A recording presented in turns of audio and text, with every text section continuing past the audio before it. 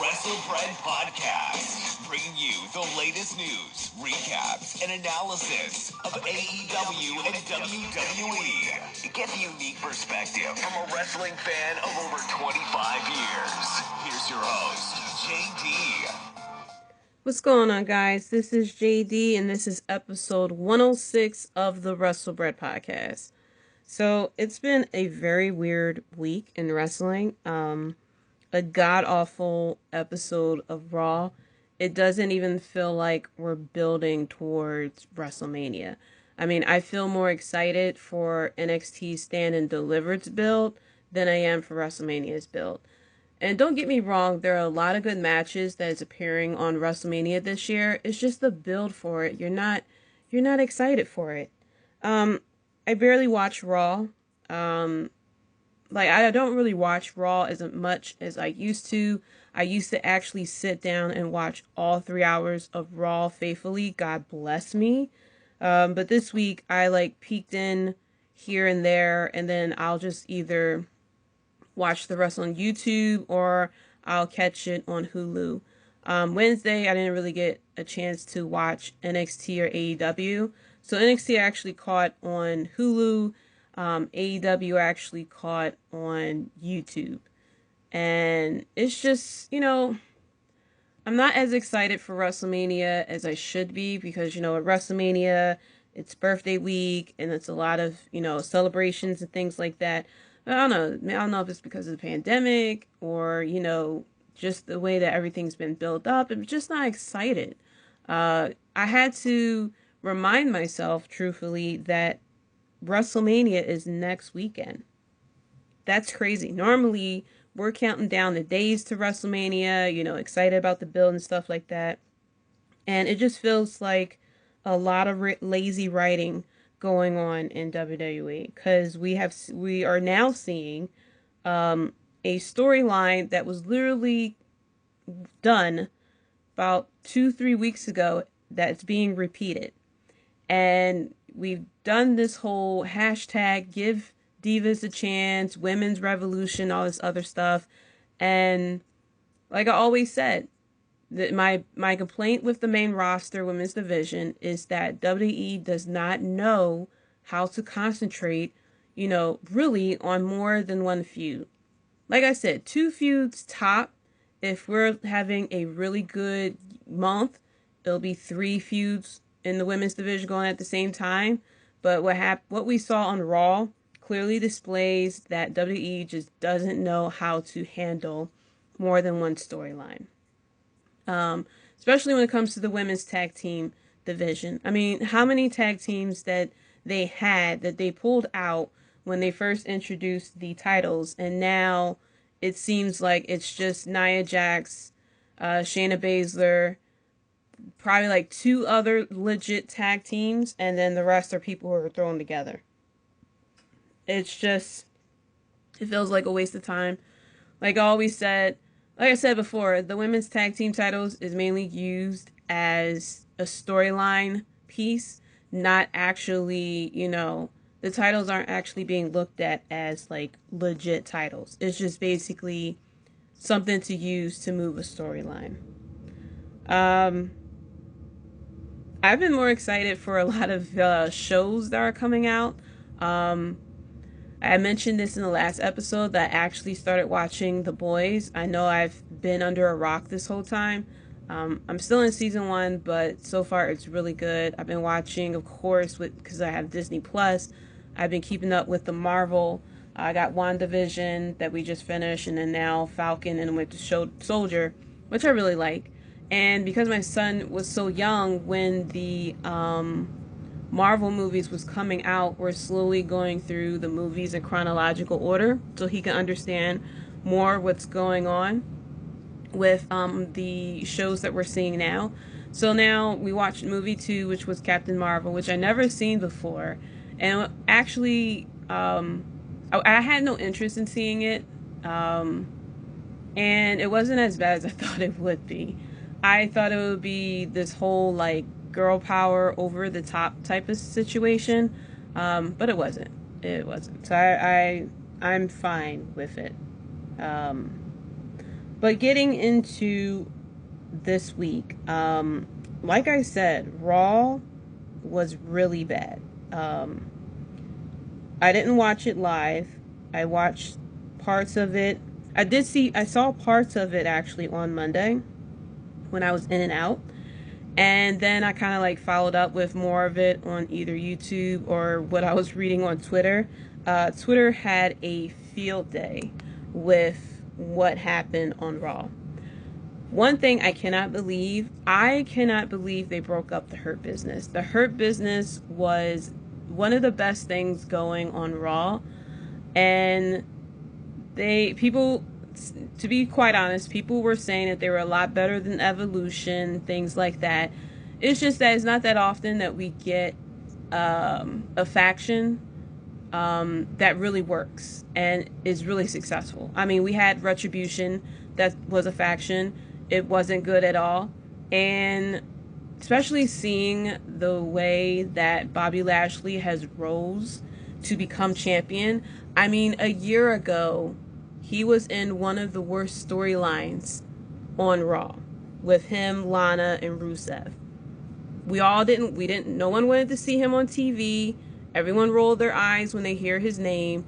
And now he is like a driving force in WWE. And it's all thanks to mainly MVP. MVP took these three superstars who had dismal storylines, who weren't being taken seriously, and they became one of the most aggressive, powerful, dominating factions in WWE. And for whatever reason, less than 2 months later, they broke them up. I mean, we had Retribution going still for how long before they broke them up, and it's a lot of other factions that we had to endure that WWE refused to break up. And it's just a bit frustrating that we broke up the Hurt Business, because had they just kept the Hurt Business together and just used them with this storyline with Drew McIntyre, especially if you want to sell this fact of Drew McIntyre overcoming things like WWE loves to do, you could have simply kept the Hurt Business together. Now, like I said before, I did like the fact that Bobby Lashley was upset that Cedric Alexander and Shelton Benjamin got involved. And he was like, don't jump and help me out. I don't want to be looked at as weak.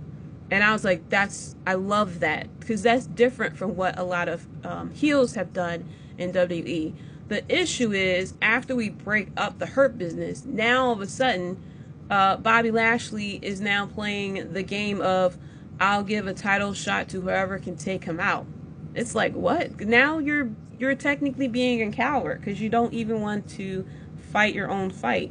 You want to have an advantage going into WrestleMania by having someone take out Drew McIntyre when you were upset when your own boys try to take out Drew McIntyre. So it's confusing, like I said, lazy writing, not putting two and two together. The storylines are not on a straight line. Things have to make sense. You have to recall what you did a month or two ago. It's like the writers are just writing things down and not keeping track of what the hell they're doing. So I'm pretty upset that the Hurt Business is broken up. They could have easily just kept them together and keep the belts on them, because I like the New Day, but I don't know why the New Day now have titles. Now we have AJ Styles and Omos going after them now, which I'm kind of fine with, because I see, it gives AJ Styles like an actual feud now. But I really like the Hurt Business. The Hurt Business actually what had me like really tune into Raw, because I was like so appreciative of what MVP has done. Because when MVP returned, I'll be honest, I kind of rolled my eyes to it. I felt like it was a Kurt Angle situation all over again.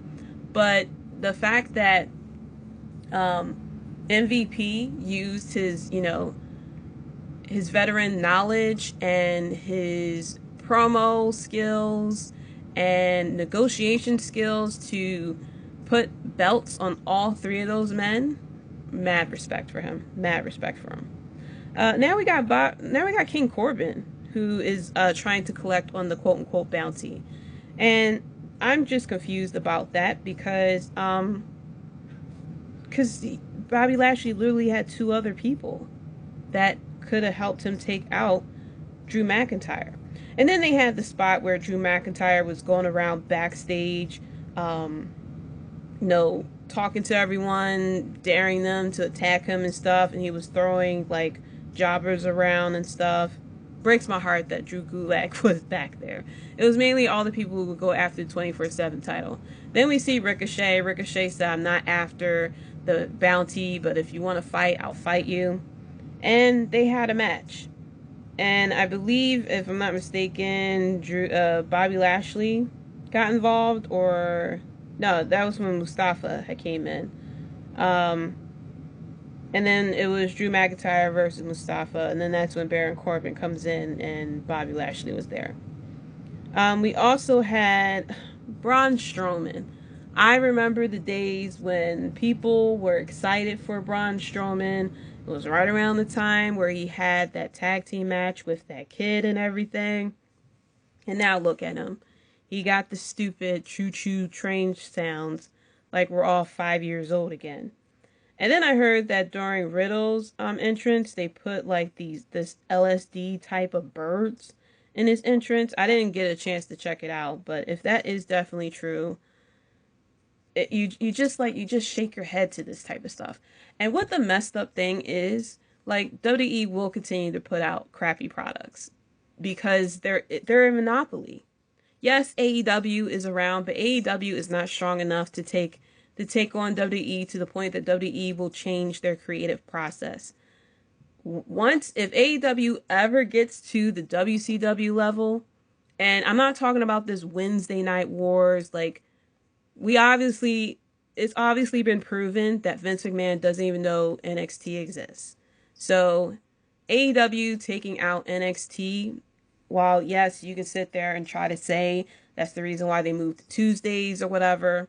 But once AEW is pulling in at least SmackDown numbers, Raw numbers at least, then we'll be talking. Then we'll be looking at WWE changing up their creative process, because then they'll have, it's a chance of them losing money and losing revenue and losing fans. How many of us sit here and say, I'm canceling my WWE network? I saw someone say they want to cancel their Peacock subscription, which is dumb to say now because you're paying $6 and you're not just getting the WWE network.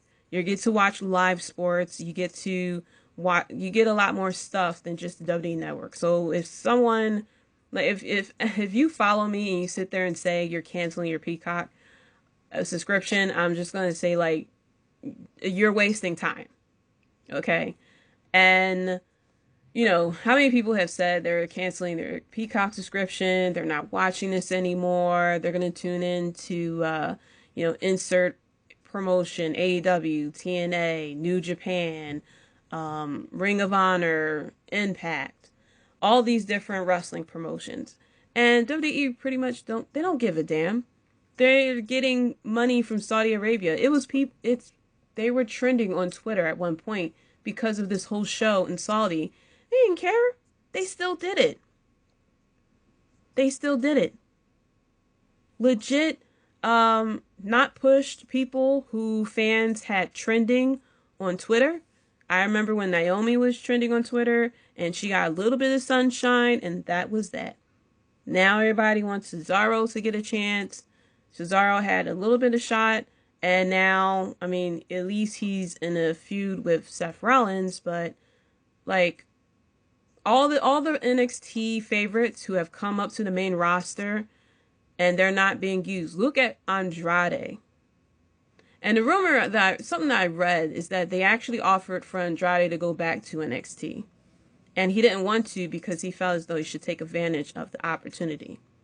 Kudos to him for that. He could have easily went back to NXT and would have got as much pops and as much cheers that he definitely deserves.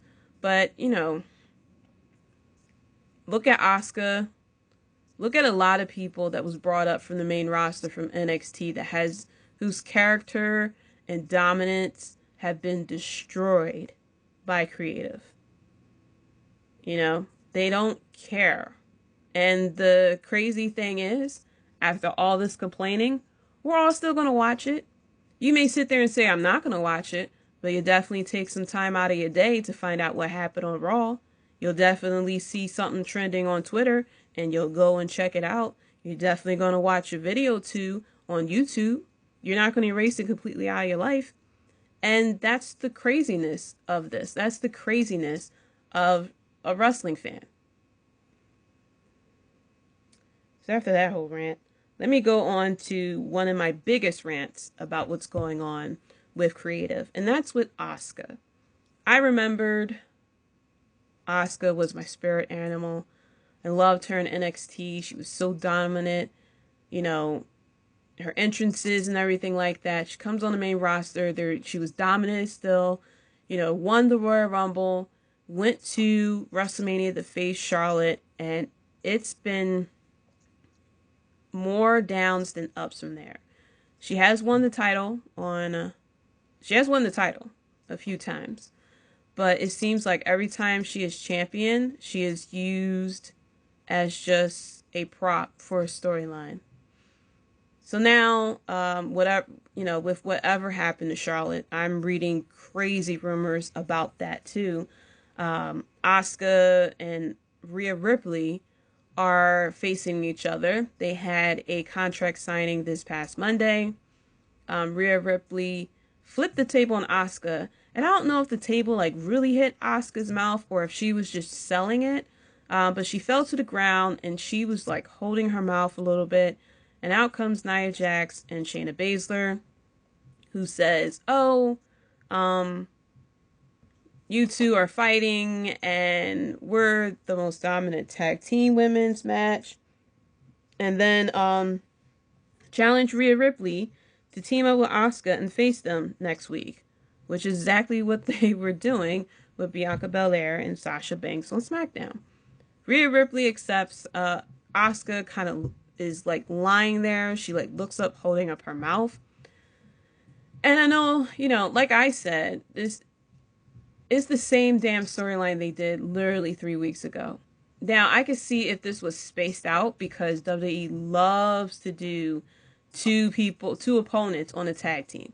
I mean, it goes way back further, but the biggest one that a lot of people will probably remember is The Rock versus John Cena, the once in a lifetime, the first time. And a lot of anticipation for that match, and I believe it was Survivor Series. Yeah, I think it was Survivor Series. I don't think it was the Royal Rumble, but it was the Survivor Series, I believe. And The Rock and John Cena teamed up as a tag team.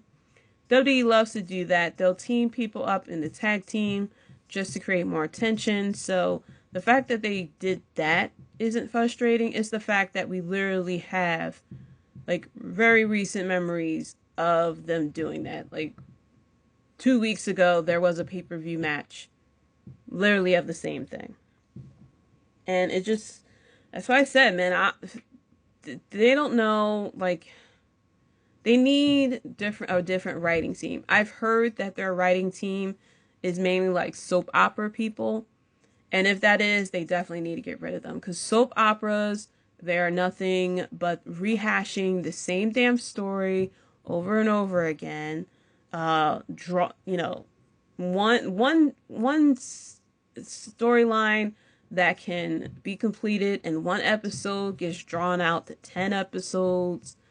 And I used to watch soap operas, but it's not something that you should see in wrestling. So they definitely need to get rid of them.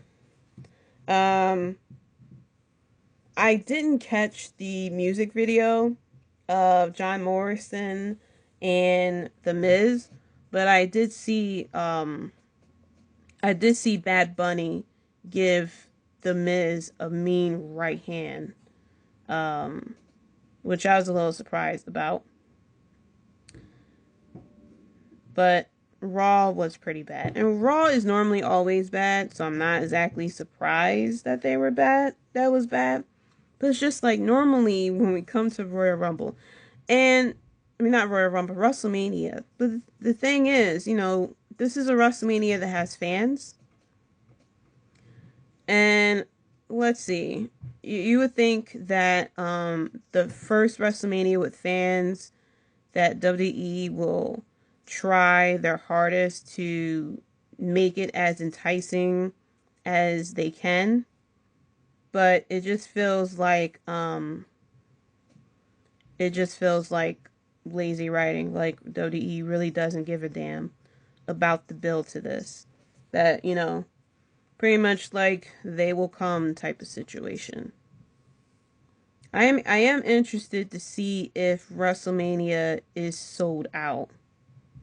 I highly doubt that it is. Let's see. Nope, it's not sold out. If you go to WWE.com, not that many tickets left. Wait, no, it looks like it is a lot of tickets left.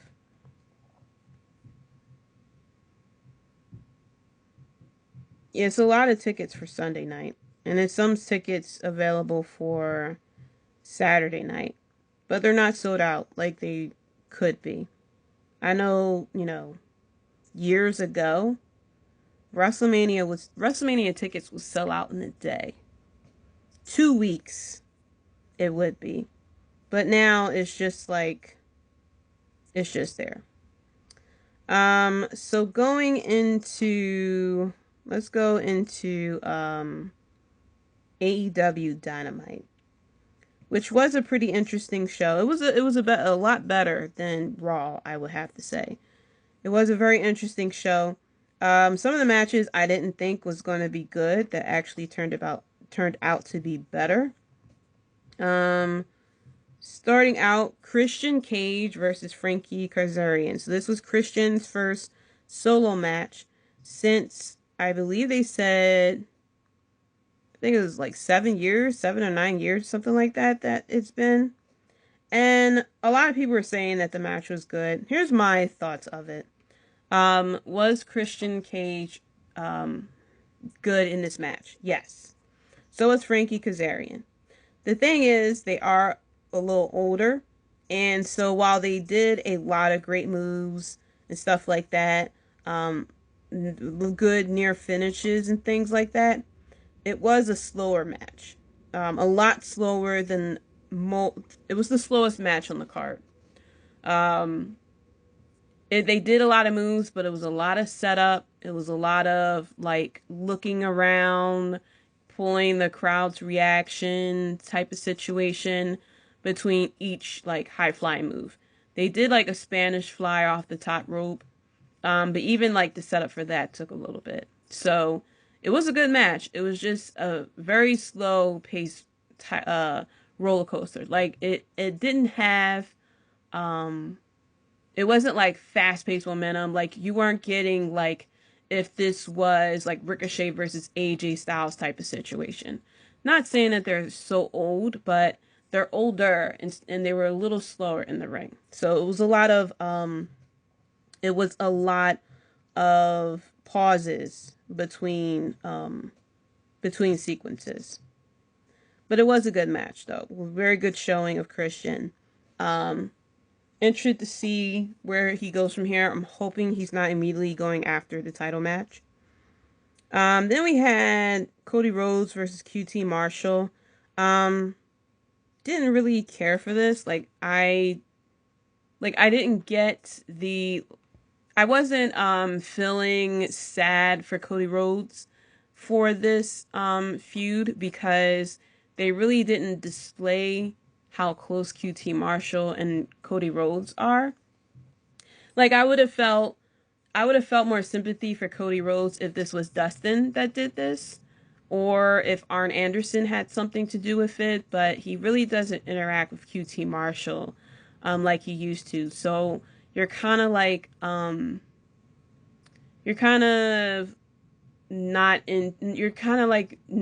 emotionally involved into this fight. I did like how the students of his wrestling school it turned against them. I thought that was very interesting, kind of to give a bit of a rub to kind of show off their skills. I forgot who the guy was with the he had a lot of hair. He was a big guy with a lot of hair. He was pretty interesting to watch. Um, but yeah, like I would have felt more sympathy. I would have been more emotionally involved if this if QT Marshall was like teaming up with Cody and we got to know more of the students. But I had no idea who these students were. QT Marshall is basically a person who's on AEW Dark all the time for me. So as a person who mainly watches AEW Dynamite, I had no emotional attachment to this. I didn't get a chance. I didn't see the John Moxley um, match. I did see the backstage segment between the Pinnacle and the Inner Circle. I thought that was hilariously and well done. Because I'm, because we're watching a lot of WWE, I was like, quite honestly, like slightly surprised and happy that it wasn't a bunch of shaky cam, that the camera was still, I can see what's going on.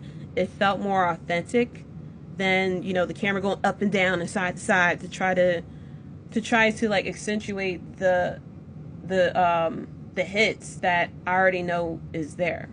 But MJF was really funny in this. When he opened the door, he saw the Inner Circle standing there in the bathroom. He closed the door and says, "We gotta go."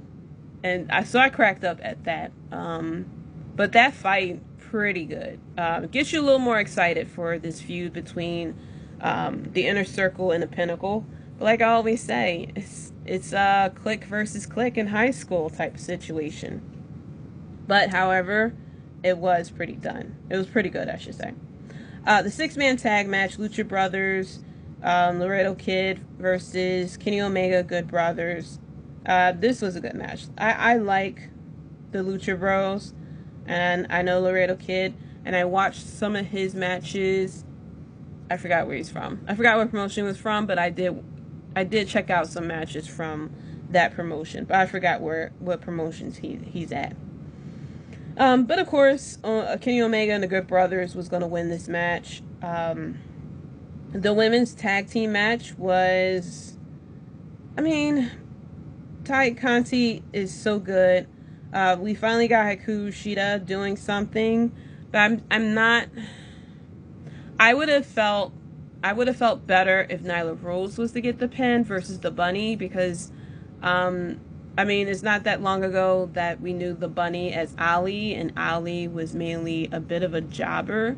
So her as the Bunny, it's difficult for me to take her seriously. I know that with her as the Bunny, especially being on the side of the Butcher and the Blade, she has done a lot of cool moves. Like, she definitely has improved. She definitely has improved in the ring. I will say that. So I give her props. She definitely has improved in the ring. So did Conti as well. She has improved in the ring. So there's a lot of potential there. I'm just not taking her as serious yet. Of course, we had a brawl between the Dark Order and Hardy's group as well. Vicky Guerrero had caused a distraction to get the win for Ali and Rose. But, one thing that they love to do is this whole picture-in-picture commercial break type of situation, which that's my biggest gripe with AEW. AEW loves to do picture-in-picture, go to commercial in the middle of a match type of situation, and you tend to lose a lot of momentum for the match, especially if it's a match that's really getting going. You're starting to get really you're starting to really pay more attention to it. Like, you're really excited to watch it.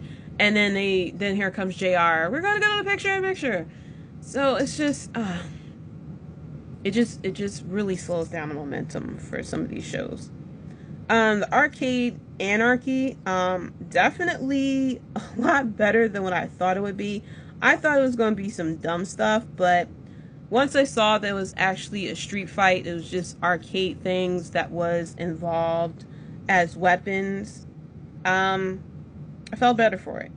At least it wasn't, that exploding with barbed wire death match with the promised ending. But I felt, it was definitely something different, and I felt as though it was badly executed. Now, who all remembers in WWE, it was Jon Moxley, and I forgot who he was going against with. I think it was Seth Rollins. Was it Seth Rollins? I forgot.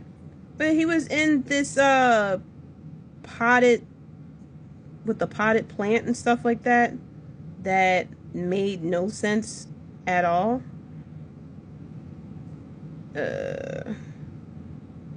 Was it Sheamus that he went against? I think it was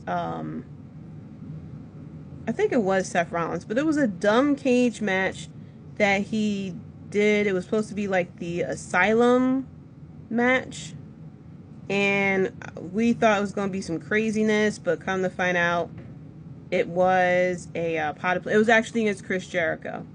It was against Chris Jericho, and it was the Asylum cage match or some stupidness like that. And they put the plant in the ring and all this other stuff. Definitely 10 times better than that. I feel like there's something else that I'm missing from that show.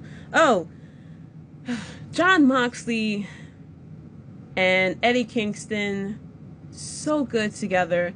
Like, if you had told me years ago that Dean Ambrose would be cutting some amazing ass promos with someone, I would say you're a damn liar.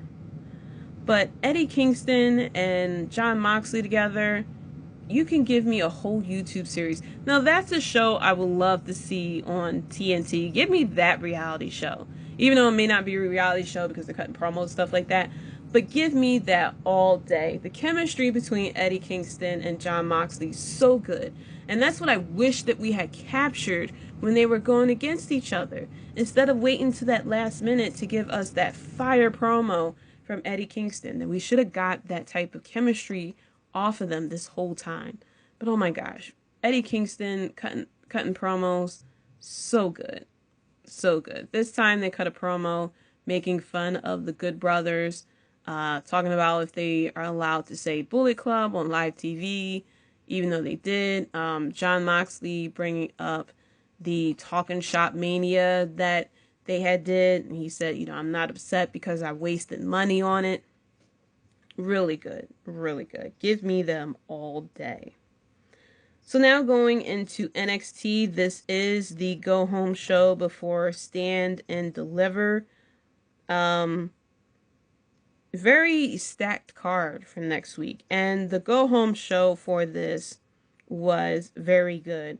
We had Roderick Strong and Cameron Grimes. Cameron Grimes, of course, still trying to buy the Undisputed Era. He wants to buy the Undisputed Era, and I think he was trying to call it Grimes Era or something like that, or Grimes the System. I forgot what it was that was on the Titantron. But Grimes defeated Roderick Strong, and Roderick Strong actually left the building.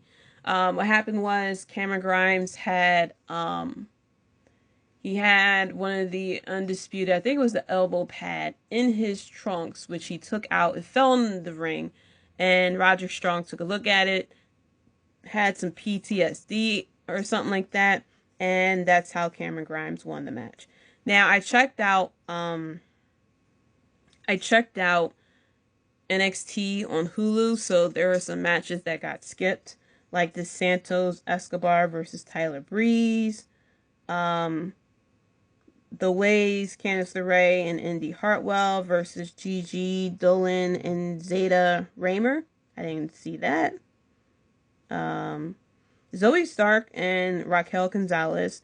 Raquel Gonzalez is such a star. I cannot wait till she really gets going. Io Shirai, she is now my spirit animal, walks right up to Rachel Gonzalez, says, "You are not ready," or something like that, and then slaps the shit out of her. Of course, Raquel Gonzalez got the upper hand, took out Io Shirai, then goes out for her match. This was a pretty good match between Zoe and Raquel. Like I said, I like Zoe Stark. I feel like she definitely has an it factor. It's just something missing from her. And I say this a lot with a lot of women in NXT who have it, but it's just not there yet. And like I said, I felt that way with Bianca Belair. I felt as though she was missing something. And it was obviously the fact that she is too nice of a person and she couldn't really play a heel. But her playing an underdog, you know, someone who has had to overcome things, because she mentioned her depression and, you know, her injury from when she was trying to do track and field, and how she overcome all that. That is such a, you know, that makes her so relatable, and you just really like her because of her story. And with Zoe Stark, I don't know what it is. It's just something missing from her. I don't know if it's like, I don't know. I think she just needs to be in front of the camera and needs to get more time in the ring. Like, I don't know if it's like a confidence factor or if she's just like not sure of something like that. It's just like, it's just something missing from her. But I think, you know, give it a couple of months. I think she'll have it down. Um, I saw the um saw the video package with Adam Cole and Kyle O'Reilly. I know a lot of people are upset that the Undisputed Era broke up, but really there's not that much more the Undisputed Era could do. They had pretty much gone against everyone, defeated everyone, and I really can't wait to see, you know, them feuding each other. And who knows, there may be a time where they get back together, like we saw with DIY. We saw DIY get back together after their crazy ass feud, and I really don't mind. I really don't mind seeing Kyle O'Reilly getting his time to shine. Seeing Roderick Strong getting his time to shine. Even though he was a singles competitor before he joined the Undisputed Era, like, he wasn't really that likable. Like, he was just there. He really didn't have a gimmick, or I wouldn't say personality, but he was just like, he was bland. And since he turned heel and joined the Undisputed Era, he has gotten a lot better with his character work. And so I'm excited to see what he does now that he has had the experience, and now that he's more of a veteran as far as being on NXT and, you know, promos and character work and stuff like that. So I can't wait to see that. Bobby Fish, of course, is out. Can't wait to see how he factors in when he returns. But Kyle O'Reilly, cannot wait.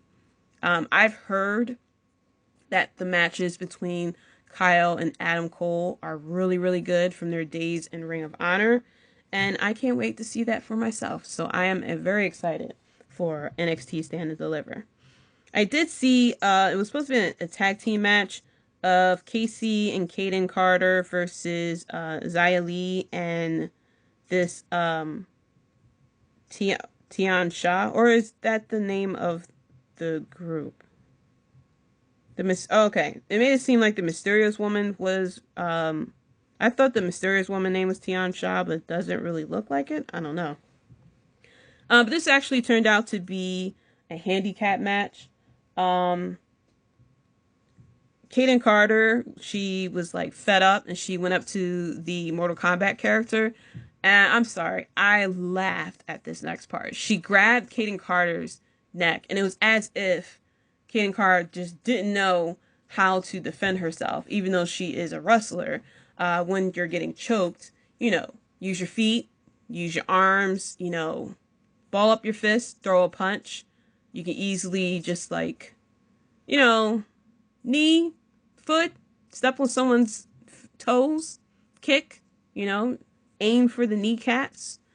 And she was just like being choked out. And you see Kaden Carter pass out, and then the Mortal Kombat person blew this smoke in her face. And I started laughing, and I was like, yo, is she gonna like, is she about to drug her and turn her onto her side? Like, are we gonna see Kaden Carter in like a skippy outfit, and she's gonna start doing these crazy karate moves and start like, you know, doing all this craziness? Like I said, with NXT, whenever a woman turns heel, she becomes 10 times hotter. And I don't mind seeing Kaden Carter turning heel. I can only imagine how that's going to turn out. So now I guess we will have to wait 2 weeks to see what happens. I don't think they're going to do anything. I don't think we're going to, you know, see anything as far as next week between them.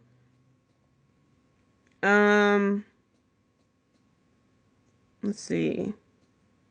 And then we got to the Battle Royal to qualify for the North American Championship Gauntlet. And so the competitors in this match, Leon Ruff, Isaiah Swerve, Roderick Strong didn't show up. Tyler Russ, Jake Atlas, Austin Theory, Kushida, Pete Dunne, Bronson Reed, LA Knight, Dexter Lumis, and Cameron Grimes. Now, let me tell you something, okay? Isaiah Swerve came out first, and then Leon Ruff attacked him from behind. So I completely love this dominance from Leon Ruff. I did remember that they had a match together, and it was really good, but I never got a chance to check it out. So just kind of seeing the snippet between these two was pretty good. Of course, we went to commercial. And then we came back. We saw Pete Dunne coming out. Everyone's in the ring. The match started. Everyone attacks each other. Of course, there's 11 guys because Roderick Strong left. And Dexter Lumis was just standing in the corner for pretty much all the match. I was cracking up because, you know, he was standing there posed. People, like, looked at him and was just like, I'm going to leave you the fuck alone. Austin Theory cracked me up. He actually was going to I thought he was going to do a Kofi save, because when he fell out of the ring, he landed on his back with his feet up. And so the referee was like, oh, your feet didn't touch the ground, you're still in. And so I thought he was going to do like this crazy, like, back worm type of situation onto the steps. And he starts wiggling, and then he goes, oh, I know what to do, and does a fucking kip up. And I was like, no. I was like, oh, come on, dude. Like, you definitely messed it up there. But of course he got eliminated. Jake Atlas, I believe, was the first one to be eliminated, and then Tyler Russ was eliminated. We had Kushida and Pete Dunne duking it out, and they got eliminated outside the rope. Kushida had the armbar locked in. Not the armbar. His finisher was locked in. I forgot his finisher name. Oh my gosh.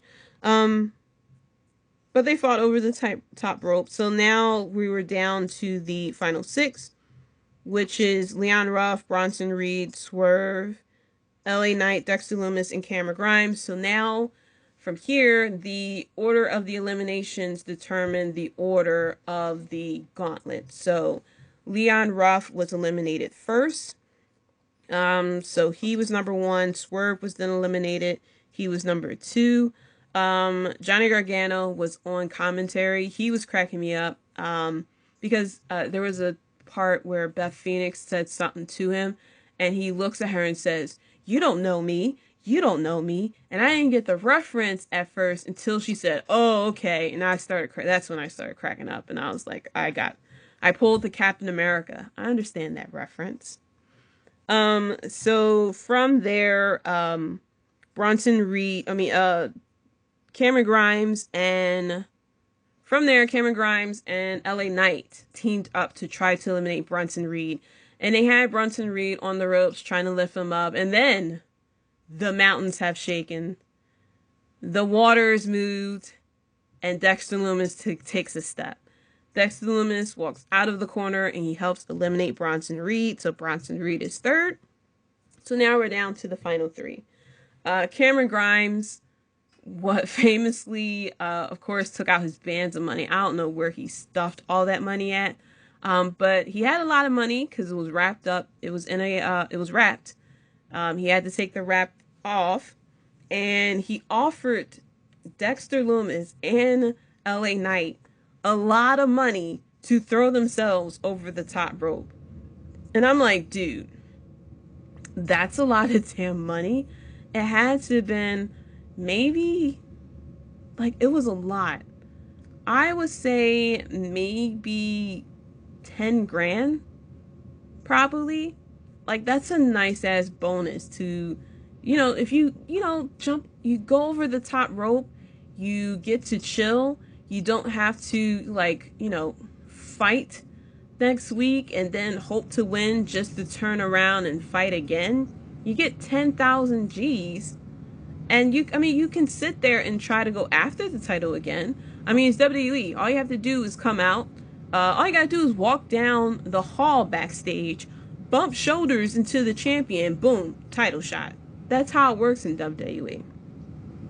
So I if it was me, I would have took the 10 G's, walked up to Johnny Gargano, call him a bitch after TakeOver. Just walk up to Johnny Gargano, say you're a bitch, and then boom, you get a title shot. Like, you gotta use logic around here, But of course, LA Knight and Dexter. Well, first of all, you can't offer money to Dexter Lumis. Dexter Lumis don't take money. So Dexter Lumis started attacking LA Knight. First of all, was looking like it's a lot of money, and he's talking to Cameron Grimes. He was talking to Dexter Lumis, and I wanted to tell LA Knight, like, dude, I know you're new around here, but this man doesn't talk. Like, you can't reason with him with money. So they started attacking each other.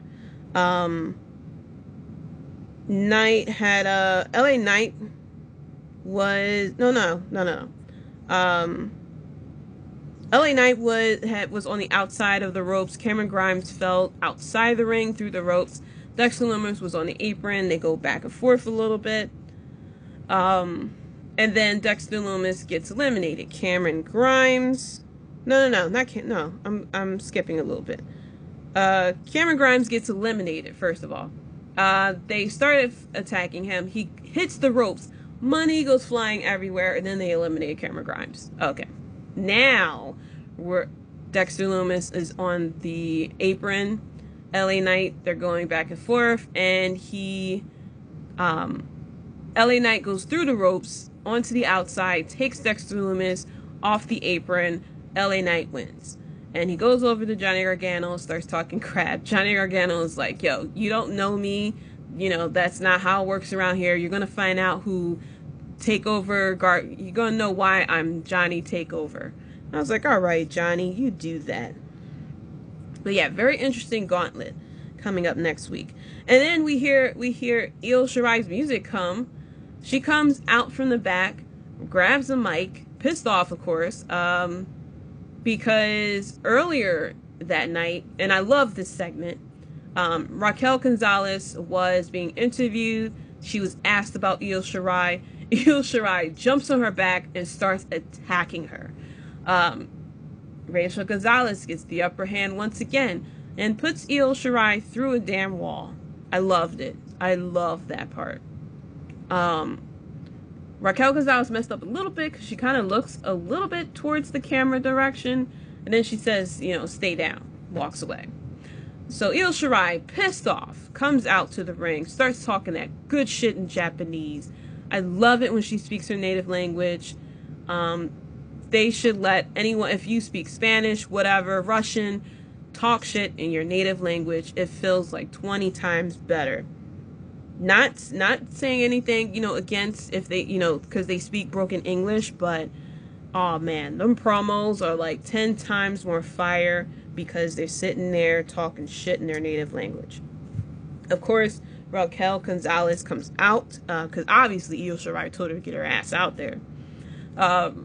Raquel Gonzalez comes out, and of course they had the people from backstage coming out to do the whole separate the opponents from fighting each other, but they can't be held back type of situation.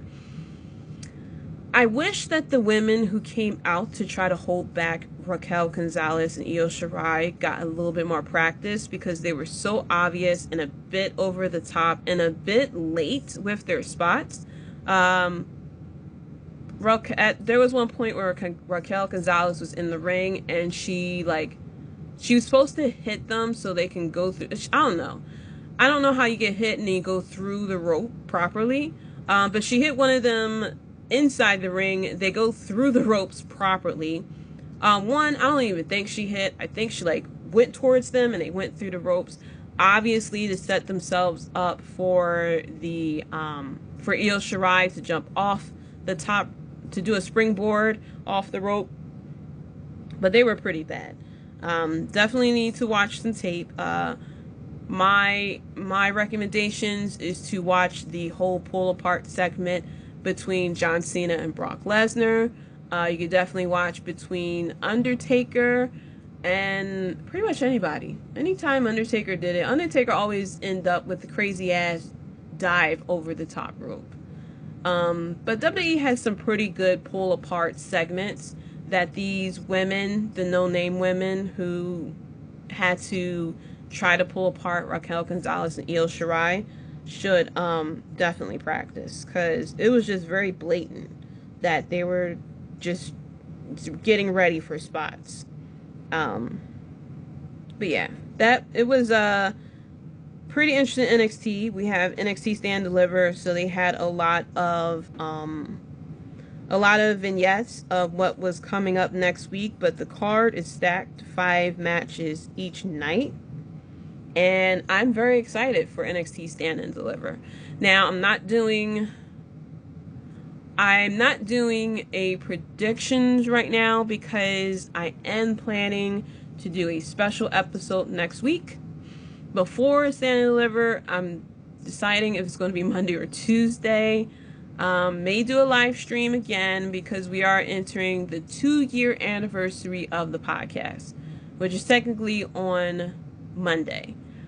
However, we have Raw, but I think I could beat Raw. I can beat Raw ratings right now. But we have Raw on Monday, and then we have the Hall of Fame on Tuesday. So one of those days I'll do the live stream, probably on Tuesday, and I'll just live stream. I'll live stream during the Hall of Fame. I'm not streaming the Hall of Fame before people start jumping on there, thinking it's something else. I'm not going to stream the Hall of Fame. I'm more likely to do a live stream. I'm mainly going to do a live stream and talk about the top WrestleMania matches of all time. I did a poll. Normally I do something special around WrestleMania time. One year I did a highlight of one match from every WrestleMania, from WrestleMania 1 to 36. Sorry, 35. And this year I kind of put it up to a poll of, what I should do, if I should do best matches, worst matches, if I should do fan favorites, or just do the best matches of all time. And the winner was the best matches of all time. So I'm gonna go through I have to decide. I've done the research, but I'm trying to think if I should do top 5 or top 10. Who knows?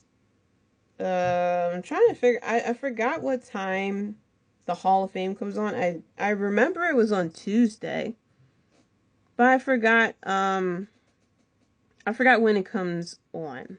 But anyway, it'll more likely be around that time. I'll talk about the top WrestleMania matches of all time. Some of them I won't have to rewatch because I remember them like they're yesterday. So I'll talk about them, what led up to the matches, my take on the matches, and not really going to go over like what happened afterwards. But that's what I'll be doing. And I'll be live streaming in celebration of the 2-year anniversary of the podcast. So definitely make sure you are following the podcast on Twitter at Wrestlebread to stay up to date of when that live stream will be. And that will be actually episode 107 that I will be doing. And I will give my predictions then. And then this week is going to be very weird because we have NXT Stand and Deliver on Wednesday and Thursday, and then Friday is my birthday. And then we have WrestleMania on Saturday and Sunday. So I may quickly hop on. I mean, it's not like I have big plans on my birthday, unfortunately, due to COVID. But I may hop on and maybe I'll do a birthday stream and do my predictions for WrestleMania and do a recap of NXT Stand and Deliver. I might just do that. I might do a birthday stream. That might be on YouTube as well. Why not? Wear my birthday hat and all that other stuff. But yeah, as far as like what happened on SmackDown is very interesting, of course. I'm more vested in the storylines that's happening on SmackDown than I am on Raw. I completely forgot. I don't know why I think of this every time I'm watching SmackDown. But the segment with Alexa Bliss, and then you see the Fiend sitting on the playground. And I have an interesting take on it that it seems like now, because at first it was the Fiend who was taking control of Alexa Bliss, and now feels like it has gone full circle, and it is now Alexa Bliss that has control over the Fiend. If that's the way they're going, it's a very interesting storyline, the very interesting take of how things go full circle. Basically, the student becomes the teacher type of situation. And now that the Fiend is in a vulnerable state because he is completely burnt and had to disappear, and it was Alexa Bliss who brought him back. Like, he kind of is like indebted to her. And that she's the one that's calling the shots. So very interested on how the dynamic between these two will go because of that. But going into SmackDown, we have Daniel Bryan, who is now in the WrestleMania main event. Whether you love it or you hate it, I love it. Seth Rollins, of course, is just like, cannot get over the 22 swings. And then Cesaro turned around and swung Seth Rollins all over again. Apollo Crews still has his accent. And I like Apollo Crews as heel. I just can't. I love the accent, but it doesn't make sense. It's the reverse Kofi Kingston. Like, obviously we all know that he is not physically from Nigeria.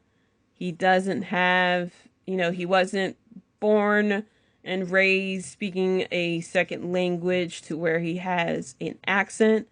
So for us to see him smiling and talking, straight English one day and the next day he has a, thick ass accent. I mean, power to him for like sticking with his gimmick acting skills. But yeah, still don't make any sense. Of course, we have Kevin Owens versus Sami Zayn going against each other at WrestleMania. Logan Paul is somehow involved.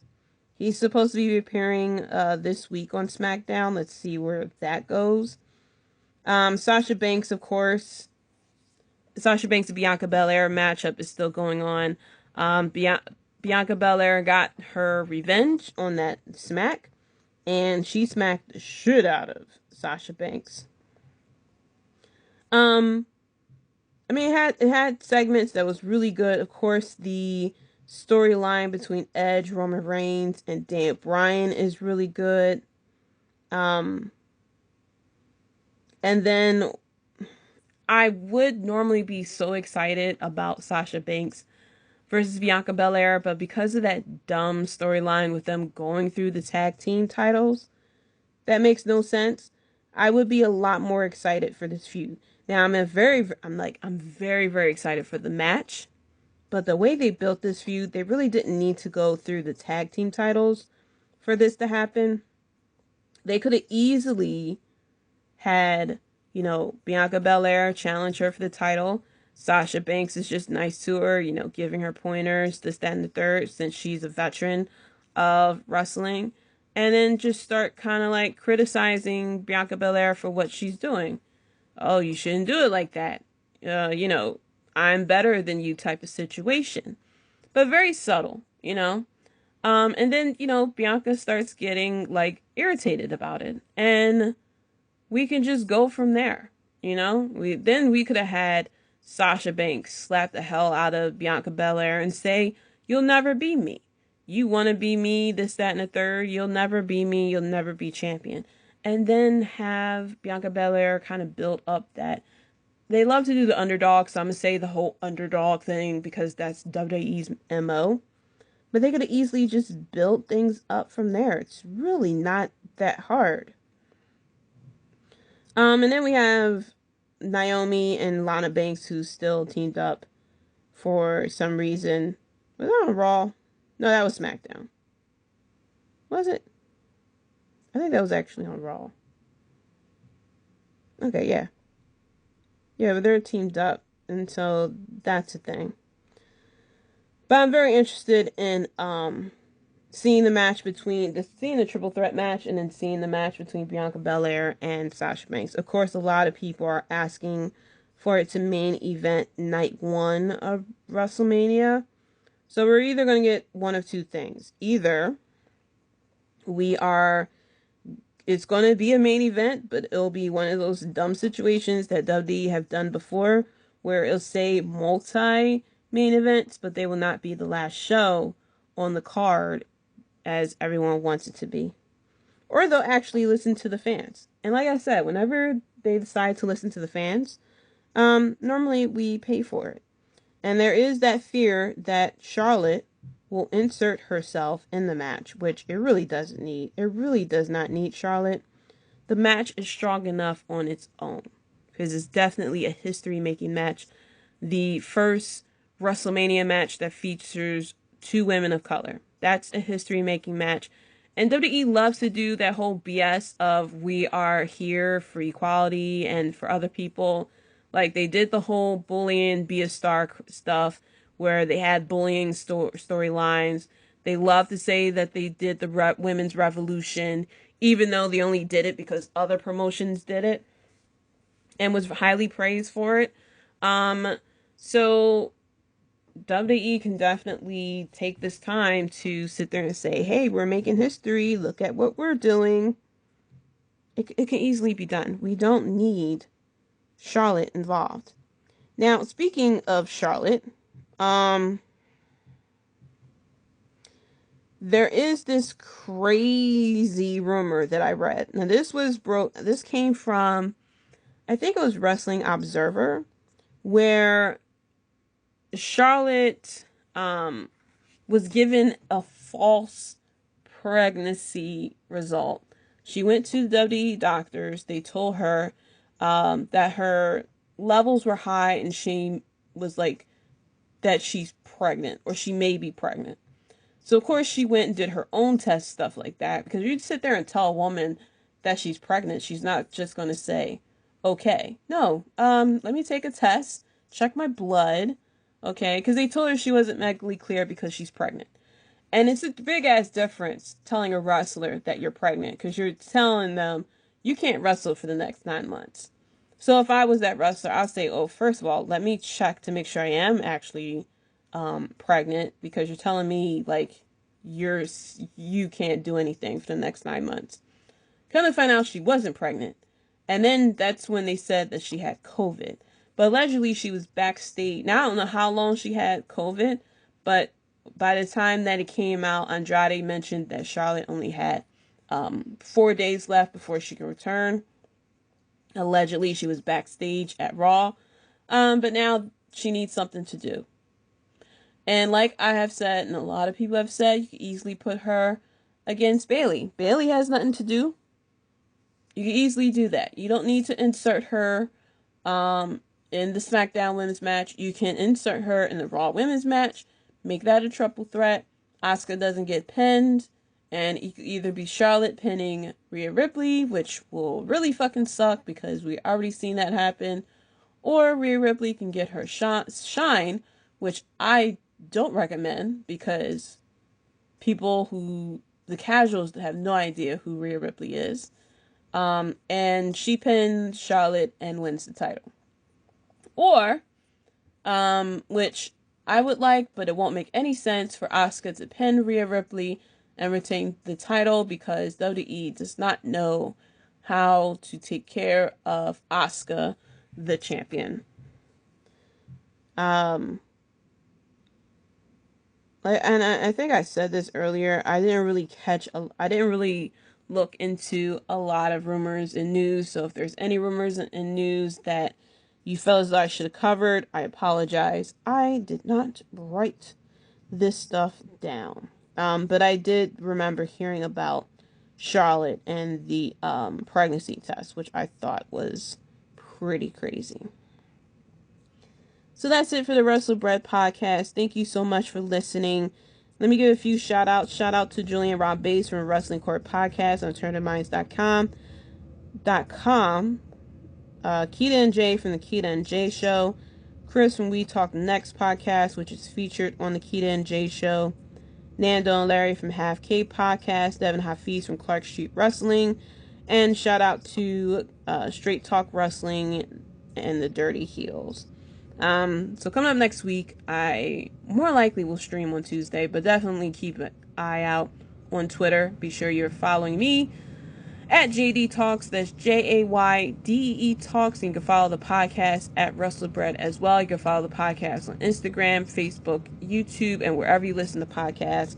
Like I said, I'll probably be doing a live stream on Tuesday on YouTube. I have to find out again when the Hall of Fame is supposed to air. I feel like it may be 7 o'clock. It might be 8 o'clock. Either way, I'll be streaming during that. And I'll be talking about my predictions for NXT Stand and Deliver. And just going over the best WrestleMania matches in history. I'll also... keep an eye out on Twitter. More likely I'm going to live stream on next Friday, April 9th, which is my birthday, to talk about NXT Stand and Deliver and to give WrestleMania predictions as well. And then we'll be returning to our regularly scheduled program because now we have NXT starting on Tuesdays after WrestleMania, so life will be a lot easier as far as watching NXT and AEW, because I am one of those people who like to watch both promotions. And so now I get to put all my attention on one promotion and be able to, watch it and not have to turn away from it because something is going on the other promotion. And so we'll see what happens from that. Leave a review. Let me know your thoughts. Let me know how you feel about the upcoming Stand and Deliver. How do you feel about the go home show of NXT? Also, let me know how you feel about Raw. We'll see how Raw after WrestleMania goes. I mean, normally Raw after Mania is determined by the fans, and since there are no fans, I wonder how we're gonna handle that. But like I said, let me know your thoughts and everything. Thank you so much for listening. And until next time, guys, peace.